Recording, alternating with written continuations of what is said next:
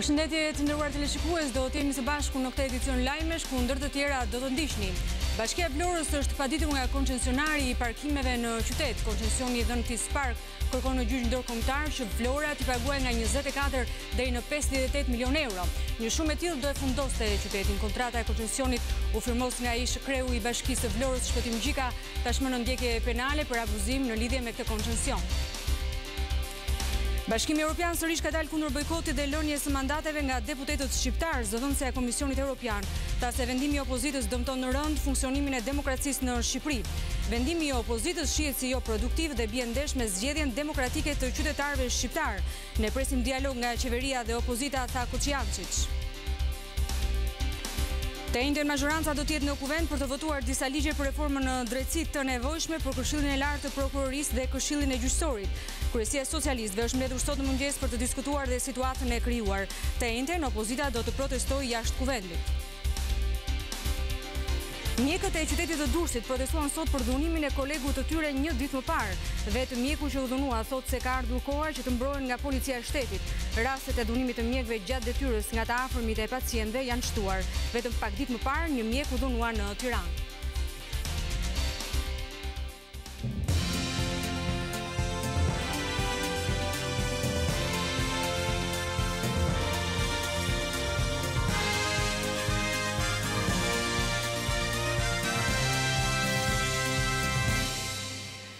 Ju njohim tani më gjërësisht. Bashkia e Vlorës është paditur nga koncesionari parkimeve në qytet. Koncesioni i dhënë Tis Park kërkon në gjyq ndërkombëtar që Vlora t'i paguajë nga 24 deri në 58 milion dollar. Një shumë e tillë do e fundoste qytetin.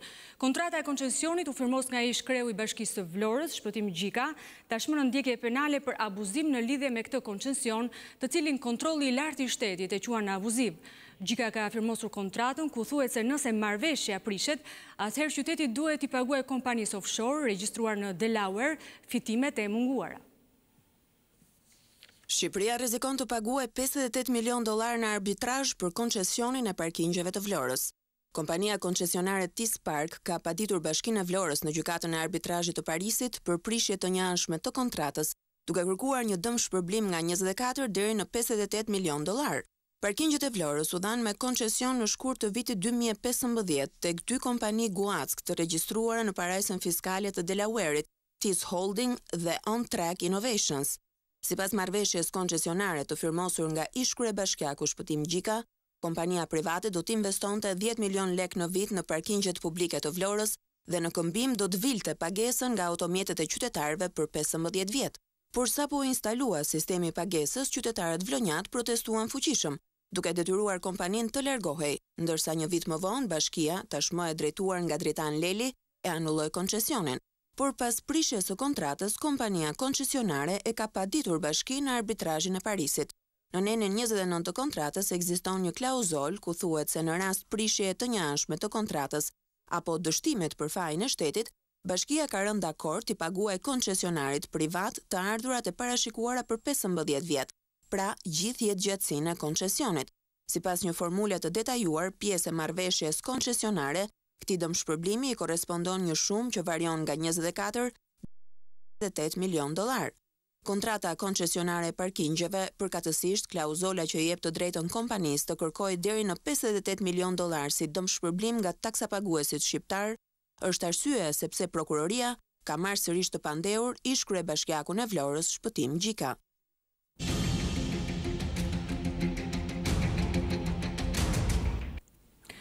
Bashkimi Evropian sërish ka dalë kundër bojkotit dhe lënies së mandateve nga deputetët shqiptar. Zëdhënësja e Komisionit Evropian tha se vendimi i opozitës dëmton në rënd funksionimin e demokracisë në Shqipëri.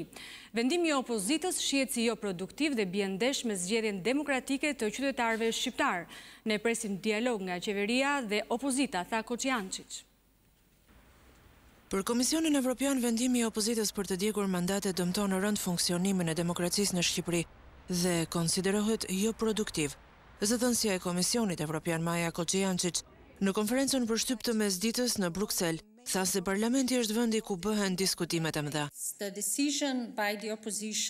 Vendimi i opozitës në këndvështrimin tonë dëmton rënd funksionimin e demokracisë në Shqipëri, pasi parlamenti është vendi ku zhvillimet e rëndësishme dhe reformat duhen diskutuar dhe avancuar, jo bojkotuar.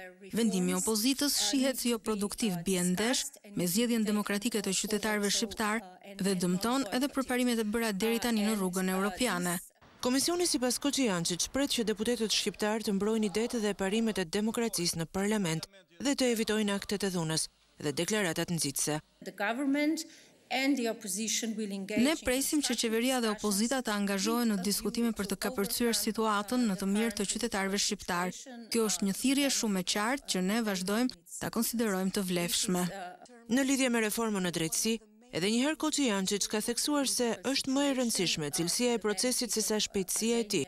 Zëdhënësja e KS thotë se vetingu ka dhënë rezultate konkrete dhe se komisioni do të ndalet gjerësisht tek ky proces në raportin e përvitshëm të zgjerimit që do të publikohet në pranverë. Të njëjtën mazhoranca do të jetë në kuvend për të votuar disa ligje për reformën në drejtësi të nevojshme për Këshillin e Lartë të Prokurorisë dhe Këshillin e Gjyqësorit. Kryesia e Socialistëve është mbledhur sot në mëngjes për të diskutuar edhe situatën e krijuar. Të njëjtën opozita do protestojë jashtë kuvendit. Në mbledhjen e kryesisë së Partisë Socialiste, kryeministri Rama porositi njerëzit e tij që pavarësisht largimit të opozitës nga parlamenti, të vijojë puna normalisht me të gjithë agjendën përgatitore të PS-s, për sa i përket zgjedhjeve të ardhshme vendore të 30 qershorit, por edhe me jetën parlamentare në seancë plenare.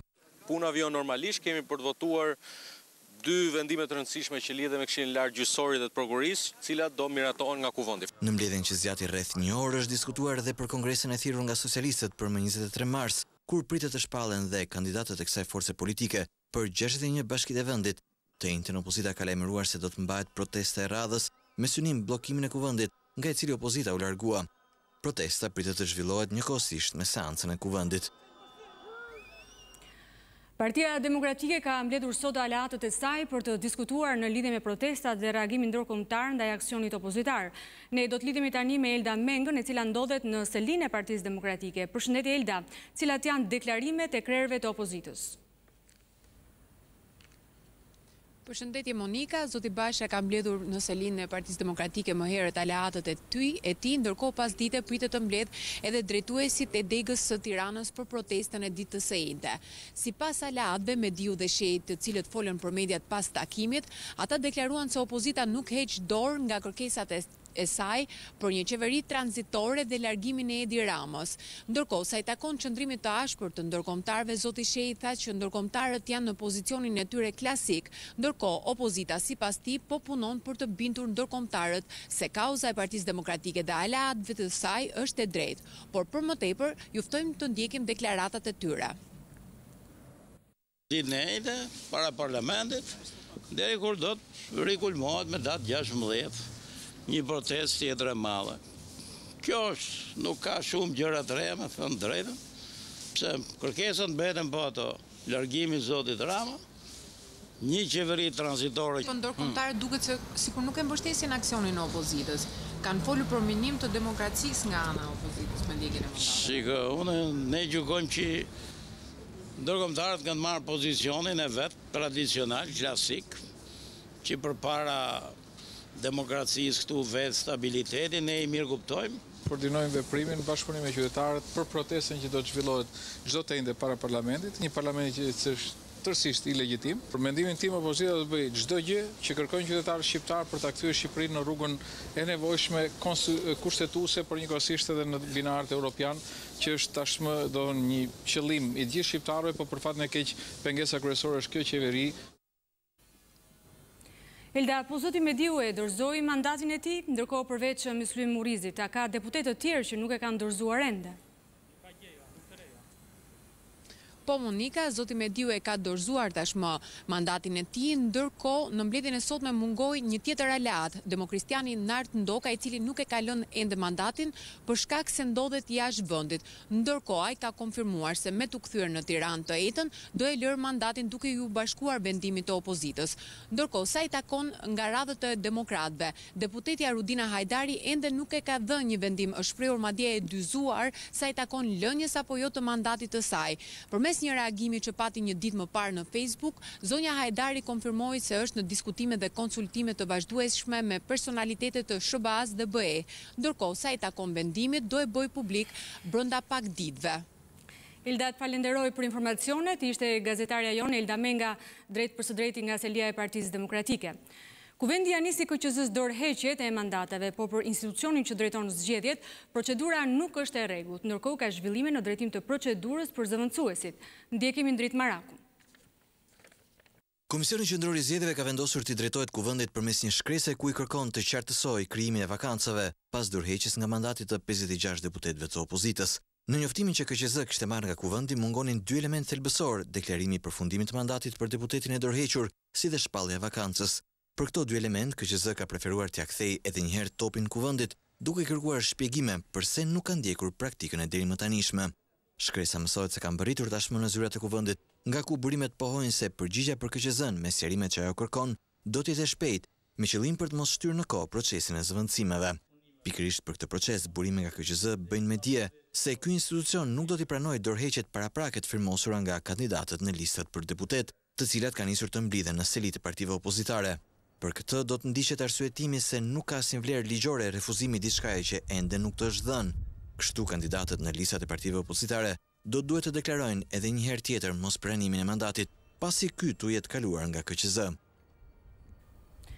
Presidenti Ilir Meta sot nuk pranoi të fliste për gazetarët nëse do t'ishte ai që do të inicionte ndonjë tryezë politike që do të diskutonte zgjidhjen e krizës politike në Shqipëri. Ai tha vetëm se kërkonte përgjegjshmëri nga politika për të ardhmen europiane të vendit. Presidenti Ilir Meta për momentin ka preferuar të qëndrojë larg përplasjes së fortë mes majorancës dhe opozitës pas lënies së mandateve. Megjithatë, kreu i shtetit dha një mesazh të tërthort për situatën politike që po kalon vendi, duke lënë kuptohet se çdo vendim i forcave politike nuk duhet të jetë nxituar dhe duhet llogaritur mirë përballë sfidave europiane të Shqipërisë. Mesazhet dhe lutjet për paqe dhe vëllazërim, për qetësi dhe bashkëtesë janë sot aktuale për shoqërinë tonë, për politikën dhe politikanët, për përgjegjësinë e madhe dhe historike që ata duhet t'rregojnë në çdo vendim që ata marrin në interes të sartmes europiane. Pavarësisht insistimit të gazetarëve, presidenti Meta nuk ju përgjigj pyetjeve nëse ai do të inicionte një tryezë të partive politike apo të ndërmjetësonte përgjetjen e një zgjidhje. E dham mesazhin, besoj, ju falenderoj shumë. Më falni.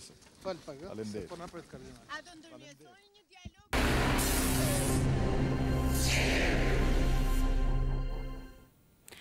Gjykata e pranoi kërkesën e Klement Balilit për t'i bërë atij një gjykim të shkurtuar. Vendimi është marrë sot, ndërsa pretenca për Eskobarin e Ballkanit do të jepet më 12 mars po nga gjykata. Nga ky vendim, Balili mund të përfitojë ulje. Balili akuzohet për trafik droge, pjesëmarrje në grupe kriminale, refuzim për deklarimin e pasurisë si dhe pastrim të produkteve të veprës penale. Balilit janë sekuestruar disa prona, përfshi edhe kompleksin Santa 40 në Sarand. Gjithkohën e hetimit ai qëndronte në Arrati dhe vetëm në fund të procesit hetimor është dorëzuar.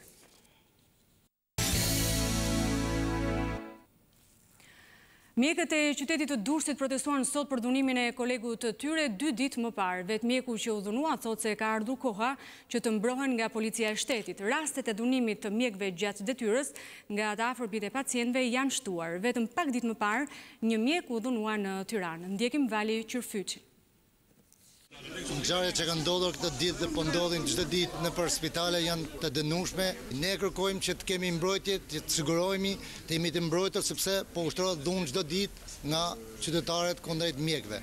Mjeku është një aset dhe duhet mbrojtur. Prandaj ju bëj thirrje që të ngrihet zëri, që ne të mbrojemi sepse as në kohë lufte bluzat e bardha nuk preken. Ne jemi për shërbim dhe jo për të dhunuar. Bluzat e bardha të Spitalit Rajonal të Durrësit kanë protestuar mëngjesin e sotëm ndaj dhunës së ushtruar ndaj kolegut të tyre në fundjavë nga familjarë të 2 pacientëve. Ata ndjehen të dhunuar gjatë ushtrimit të detyrës së tyre në shërbim të pacientëve. Dhe për këtë ata kërkojnë që shërbimin e sigurisë brenda spitaleve ta ofrojë policia e shtetit dhe jo më policia private e cila ka dështuar në kryerjen e këtij shërbimi. Jemi mbledhur këtu për të solidarizuar me kolegun tonë i cili u dhunu në detyrë. Kërkojmë që të rriten masat e sigurisë në spital, sidomos në shërbimin e urgjencës.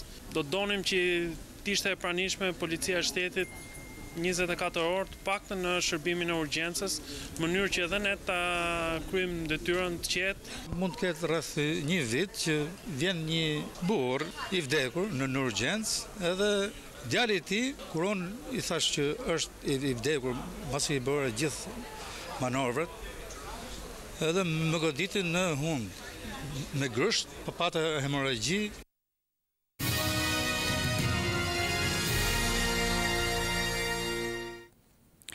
Era e pazakonte e fundjavës shkaktoi shumë dëme në Lezhë. Fermerët kërkojnë kompensim. Ndjekim korespondenten ton Kristiana Pemaj.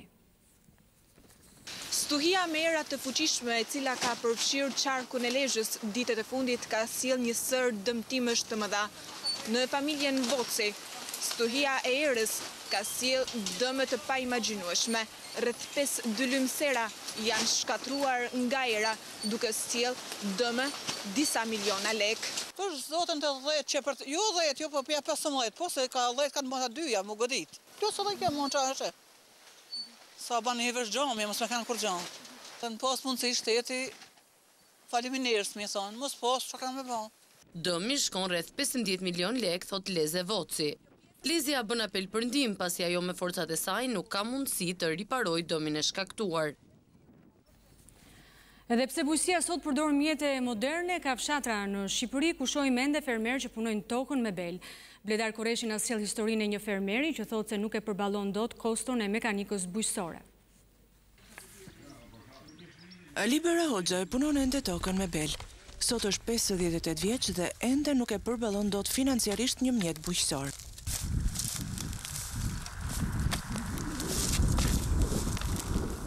Në një sipërfaqe prej 7 dynym në fshatin Zambish të Rogozhinës, dikur mbillte pjeshk.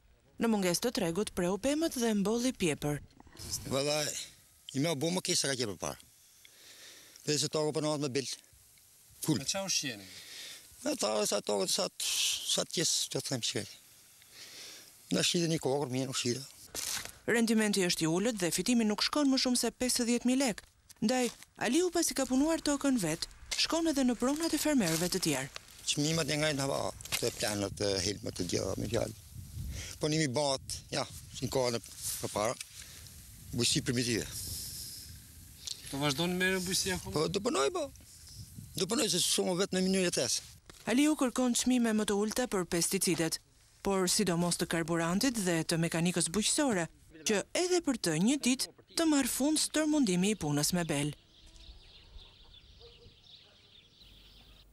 Zërave dyshues të drejtuesve të bashkisë Korç për çështjen e ndërtimit të një termocentrali me gaz në Korç, sot është bashkuar edhe dega lokale e Partisë Demokratike. Nëse kryebashkiaku thotë që ndërtimi do të lejohet vetëm nëse s'ka ndotje, për demokratët lokal ndërtimi s'duhet lejuar. Opozita e quan një përbindësh ekologjik termocentralin që planifikohet të ndërtohet në Korç. Pasi nuk ja doli që t'i sillte Korçës një tec i cili do të punonte me qymyr natyror, kur ai mbante postin e numrit 2 të qeverisë, ish ministri i shkarkuar i bujqësisë, zoti Niko Peleshi, firmosi lejen për t'i dhuruar Korçës një përbindësh ekologjik, i cili do të shkatroj në mënyrë të pakthyeshme mjedisin, bujqësinë, turizmin dhe që nuk ofron asnjë garanci për sigurinë e jetës së mira banorëve korçar. Zëvendës kryetaria e Këshillit Bashkiak nga radhët e PD-s jep argumente teknike. Vetëm po t'i referohemi fuqisë së instaluar prej 500 MW të këtij teci, ndërkohë që për ngrohjen e qytetit mjafton vetëm 15 MW, është më së qartë se qëllimi i investitorit që bujarisht sjell në Korçën tonë 400 milion euro është prodhimi i energjisë elektrike nga gazi natyror, i cili më pas do të shitet në tregun e huaj. PD akuzon kryetarin e bashkisë Sotiraq Filo se duke u fshehur pas kushtit për ngrohjen e qytetit, po mbështet një projekt që shpopullon Korçën. Termocentrali që do të përdor gazin e tap si lëndë djegëse, kundërshtohet edhe nga ambientalistët. Presidenti grek lëshon deklarata për çështje në Çame. Prokopis Pavlopoulos ka deklaruar gjatë një feste kombëtare në Greqi se vendi i tij nuk është kundër perspektivës europiane të Shqipërisë, por se Tirana duhet të respektojë të drejtën ndërkombëtare. Ndjekim Aleksandr Markun. Presidenti i Greqisë Prokopis Pavlopoulos nga zona kufitare Konicës, ku ndodh për festimet e 106 vjetorit të çlirimit të saj nga zgjedhja osmane, ka dërguar mesazhe për unitet në çështjen e temave kombëtare, si dhe ndaj fëmijëve të vendit. Sa i përket Shqipërisë, Pavlopoulos ka theksuar se Greqia nuk kundërshton perspektivën europiane të Tiranës, por ka shtuar se një perspektivë e tillë kërkon si kusht të vetkuptueshëm respektimin e plotë dhe të sinqertë të së drejtës ndërkombëtare dhe europiane, para respektimin e të gjitha të drejtave themelore të njeriut, duke i u referuar edhe një herë çështjes Çame.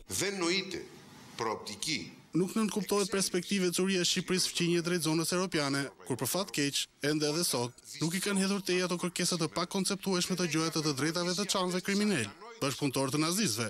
Do me thënë çfarë duhet të bëjmë ne? Tu japim të drejtë bashkëpunëtorëve të nazistëve? Jemi absolutisht të sinqertë. Qëndrimi ju nuk ka asgjë akmarrëse. Qëndrimi ju kërkon respektimin e së drejtës dhe të historisë. Edhe ndaj Maqedonisë së Veriut, Pavlopoulos ka kërkuar zbatimin e plotë të marrëveshjes së Prespës, ndërsa ka çuar mesazhe edhe drejt Ankaras, duke kërkuar prej gjithë grekëve mos të ketë përçarje dhe ndasi për çështjet kombëtare. Për Top Channel, Selanik, Aleksandr Marku.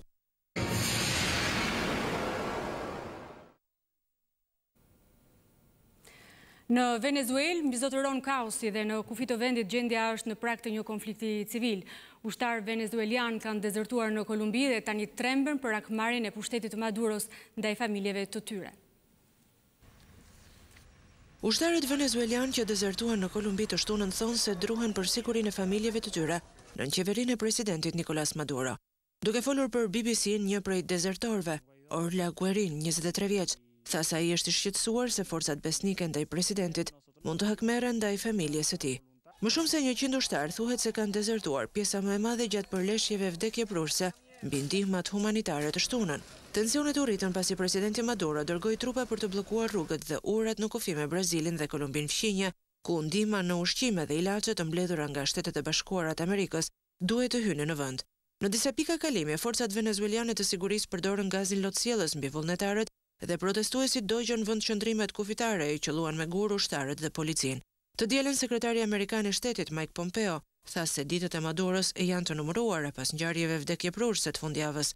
Nuk do të mund të them një numër eksakt, por besoj se populli i Venezuelës do të garantojë që ditët e tij të jenë të numëruara, tha Pompeo për CNN. Të paktën 2 persona humbën jetën në përleshjet e të shtunës mes civilëve dhe trupave besnike ndaj Maduros. Presidenti Donald Trump thot se Korenë e Veriut e pret një ardhmë si superfuqi ekonomike në Azi, nëse Pyongyang heq dorë nga armatimet bërthamore. Korea e Veriut mund të bëhet fuqi e madhe ekonomike nëse heq dorë nga armët bërthamore, ka thënë presidenti amerikan Donald Trump. Ai ka shtuar në një postim në Twitter se ky kom ka potencial për rritje më të shpejtë se sa çdo kom tjetër. Komentet e tij kanë ardhur vetëm disa orë pasi sekretari amerikan i shtetit Mike Pompeo tha se Pyongyang vazhdon të përbëjë kërcënim. Presidenti amerikan dhe lideri koreano-verior Kim Jong-un do të takohen për herë të dytë më 27 dhe 28 shkurt në Hanoi të Vietnamit. Të dyja palët presim vazhdimsi të përparimit që është bërë në samitin e parë në Singapur, ka thënë Trump, duke ju referuar samitit të parë që kanë zhvilluar dy liderët vitin e kaluar. Ai po ashtu tha të dielën në një takim me guvernatorët e shteteve se ka zhvilluar marrëdhënie shumë të mira me liderin koreano-verior. Megjithatë, ai shtoi se nuk është duke nxitur procesin e denuklearizimit të Koresë së Veriut. Nuk dua t'i bëj presion askujt, vetëm nuk dua testime. Për aq kohë sa nuk ka testime, ne jemi të lumtur, është shprehur ai. Samiti i mbajtur në Singapur është cilësuar historik, pasi ka qenë takimi i parë i një presidenti amerikan në fuqi dhe një lideri nga Korea e Veriut. Trump dhe Kim Jong-un ranë dakord për denuklearizimin të gadishullit korean, megjithatë shumë pak është bërë në këtë drejtim që nga ajo kohë. Ndërsa në lidhje me Kinën, presidenti Donald Trump e ka shtyr vendimin për rritjen e taksave ndaj mallrave kineze në një luftë tregtare që vazhdon prej muajsh. Presidenti amerikan Donald Trump tha se do të shtyjë rritjen e planifikuar të taksave për mallrat kineze, duke përmendur përparim të konsiderueshëm në negociatat me Pekinin.